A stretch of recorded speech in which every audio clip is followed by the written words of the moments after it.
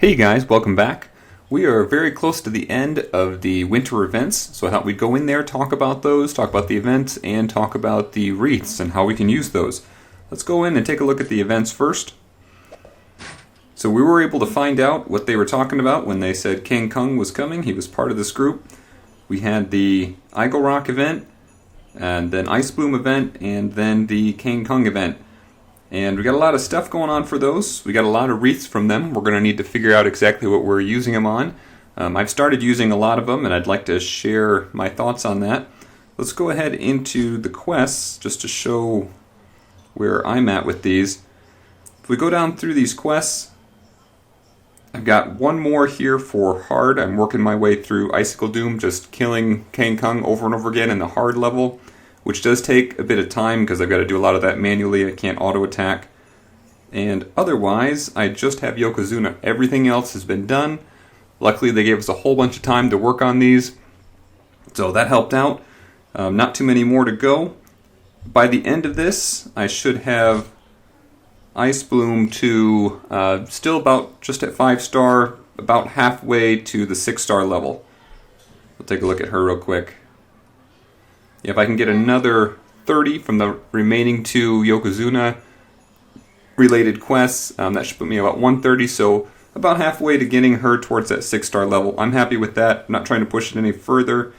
I am every day going through those, even the quests that I don't need for those levels.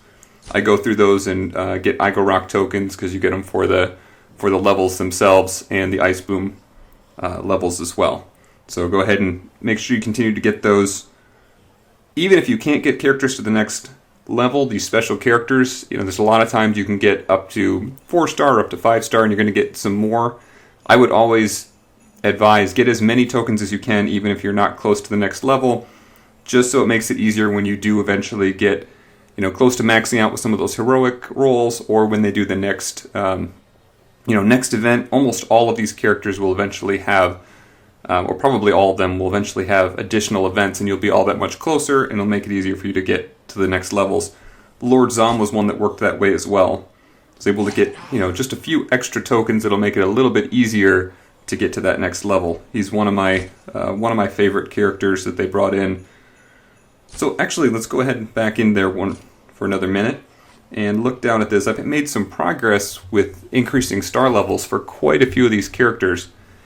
So Tasumi is now 6-star, and Black Diamond as well, just recently, up to that 6-star level. I've got Bovus El Doro now at the 5-star level, and we'll be talking a little bit more. So he's entirely coming out of the gold summons. We'll be talking about that probably in the next video. Torchy up to 5-star. A lot of these, just getting a lot of them up closer to those higher star levels. Kind of scan down through these. Yasmin is almost at 5-star now. Yokozuna is getting pretty close. Yeah, most of these up to the 4-star at least level. And I think I've only got one normal character, Nitpick, that's still at 3-star. Everybody else that you can get tokens for in a standard way, they're up to that next level. Something else I just realized, almost every character shows up in one of the 3 either Great Summons, Honor Summons, or Heroic Summons, and King Yorick is the only one I didn't find in any of those 3. So we know he comes out of the Tower of Ponage. You can get him there. He's got a few of his own levels, but in addition to that, almost every character also appears in the summons, and I didn't find him there, which was interesting. He may be in the VIP summons. I haven't been able to watch it for a long enough period of time to find out. With my most recent purchase, it did put me over into the VIP 5 range, so now I can do these. I've got actually, I think, at least 5 VIP summons that I can do for free, which will be interesting when time comes to do those. I don't want to waste them at this time. I'm trying to max out a few more characters so that I have at least 2 on any given day when I figure out the best day to do some of these VIP summons. At least 2 of them hopefully will be maxed out, so I'll only be going for tokens between 2 characters. Hopefully I can get a narrow down the range of the characters that I can bring in at that point. You can see all those scrolls there just a minute ago as well. We were up to, I think, something like 16,000 scrolls, so we'll have an honor summons video coming up pretty quickly as well. But for now, let's get back over to the shop and look at the wreaths. So I've probably collected 25,000, maybe a little more wreaths in total, and used about 15,000, maybe even 30,000 in total, and used about 20,000 of them so far. One of the big things I did was purchase the Willow Swift costume early on. It's a character I use a lot. She's already 6-star, so having the buffs from that costume really made her incredibly powerful. Basically, she can one-shot any blue character at this point, aside from Ice Bloom with her special Unbreakable trait. But that made her really powerful, and it was nice. I was able to get it as one of the first things I did, so that helped out. The other ones I'm going to hold off on for now. It seems unclear whether or not they're going to have anytime soon when that costume will be useful, other than just for decoration. It may not be till next year, and they'll probably give us another opportunity to purchase those. So I'm going to hold off for now. And so it just leaves these last few things. I've had a lot of questions about what wreaths should be used for, what's the most efficient usage. So let's talk about that. Raid tickets, so a lot of these actually correspond almost identically with the gem costs. They're just off by 1-0. So getting another 4 tickets depends on your VIP level, but I think early on it costs 25 gems to get 4 extra raid tickets. I think you get some discounts for that at different VIP levels. But then similarly, 25 stamina costs 25 gems as well. The lump of gold, maybe that changes a little bit. Heroic summons is normally 300. So these correspond pretty closely. I would hold off and not do raid tickets unless you really need it. And if you do, then I would say just do a couple of them to increase your reward. You can really have diminished returns. There are a lot of people, especially at high levels, that just pump lots and lots of effort and money and other resources into the raid tickets, which can make it very, very hard to really go high up on the tournament. So in some ways it's a losing battle. It's difficult to get up that high. For fun, I would say go ahead and do it, but it's probably not the most efficient use. The stamina is actually we're getting to it right away, but that's probably my number one pick, at least for me, and especially with the event going on right now. We'll talk more about that in a minute. I definitely would not do the lump of gold. There are better ways, and you'll see even using the stamina where you can make more gold than that lump of gold would give you just by doing quick loot. Heroic summons is another good option. I'd say there's some toss-up, and again, we'll go back to using the summons here in a minute. These others as well, I think it's really a lot more need-based. If you really couldn't get a hold of the Celestial Evo you're looking for, and you could purchase one here, and it's going to fill someone out to their next ascension that you've really been waiting for, that can be a great benefit. So I don't want to, that's a lot of these things. I think it makes a difference depending on who you're trying to get to that next level. I would also hold off on just doing these tokens unless you're very close with Yasmin or Sir William. There's not a huge amount of value. So I think for me, the largest value has been doing the stamina. You can get an enormous amount of stamina by cashing in this way. So with 30,000, it basically means you would get 3,000 stamina if you used everything on stamina, which is an enormous amount of stamina. If you go over to the event, a lot of what I've been doing, going to this last one, go to the event, and then the hard level, and just quick looting this level over and over again. So I have to run it sometimes anyway, because I'm trying to finish off the quest. This is the last level I need to do to finish off my quest. But even beyond that, I've been using the extra stamina to do quick loot. And through that, I've been able to get, I think, 3 arcane evos already, which is significant. That may have taken 1,000 stamina or something on that order, and you can't guarantee how much it's going to take you. But those arcane evos are incredibly difficult to get a hold of. So being able to quick loot those, and at the same time, you saw that was about 16,000 gold. Let's look at this one here, 15,000 gold.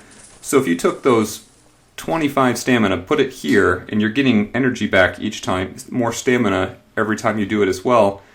Even if you just did it 5 times, just for that 25 stamina that you could purchase, you're already going to be at 75,000 gold. and it's very quick to do. So it's already much better than getting the lump of gold, because you also get all these other benefits. You get additional wreaths. It's a small amount, but it adds up as you do a lot of these. And you get more energy, so that I'd say on average for every 5, you're getting pretty close to having another one. Maybe 5 or 6, maybe 7, somewhere in there. Number of times that you quick loot, you get to do an extra, basically free quick loot in terms of stamina because of all the extra stamina that you pull in doing this.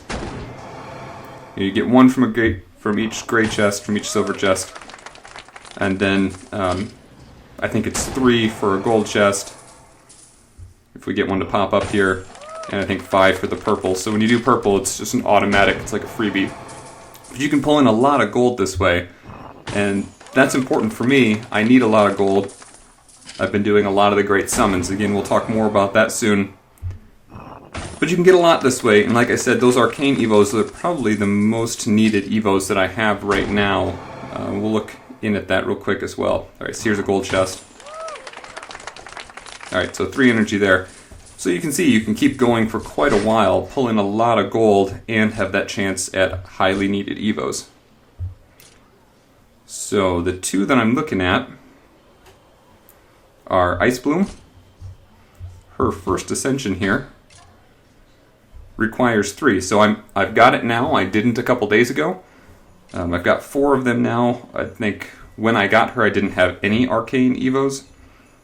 I think I got at least 3 of them from doing the rolls. I thought maybe the 4th one may have come from possibly from heroic rolls or something like that. But either way, 3 or 4 coming from just using that stamina, bringing in a lot of gold. I've brought in probably about 7 million in gold from doing all of those during this time. So I could definitely do her ascension, but I also am looking for Overlord Executum. So let's look at him real quick. He is incredibly hard to increase the star level for. I think primarily because even an unlock in the heroic summons only gives you 10 tokens for him. Here he is. But his 3rd skill, really, he's very powerful in general. His stats are quite good. He already has almost 1400 defense. And he still has another ascension to go and is only a 3-star character right now. But this last ascension that he gets, this leech, unless they've made any revisions, the cooldown time is only 3 turns. So once you get it, you can do this every 3 turns, which is incredibly helpful when you're doing the tower. And again, an undead character, one that I'd like to add to my undead team. So I'd like to get that for him. The heal ends up being more than 100% of the damage done. So it gets to be a really big heal, and you can keep him going and taunting, since one of his abilities is taunt. So really a good one to have if you throw in some garbage character, just whoever's going to soak up the first hits and then throw this team in. It can be very, very effective and a great way to keep him healed up. The rest of that team for me at this point, I've been using... Scan through here, go a little bit higher. So I've been using Life Reaper Brom a lot, but I might swap him out for the Overlord. He's got a good heal, but the cooldown is really long.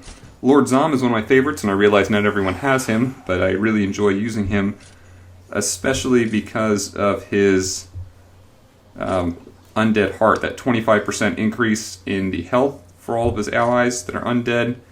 And then Taste for Brains keeps him near full health most of the time. He's already incredibly tanky. He's here at about 1600 defense, and even more than that attack, so he hits really hard. He's got a lot of defense and a huge health pool. He's got 5,000 plus that 25%, putting him over 6,000 health.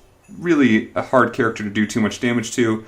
And then with his last ability, this Taste for Brains, he can really heal by an enormous amount as well, keeping him going for a long time.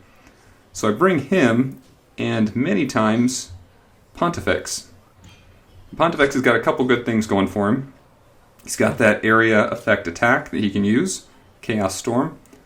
But it's really the traits that help out more than anything. So this heals when dealing the killing blow. A lot of the lower levels, it's pretty easy to do those killing blows.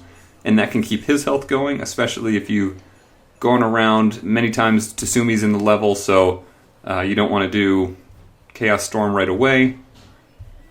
So you do it on the second round, and then everyone's already been weakened a little bit. He can kill a whole bunch of characters and basically have a full heal.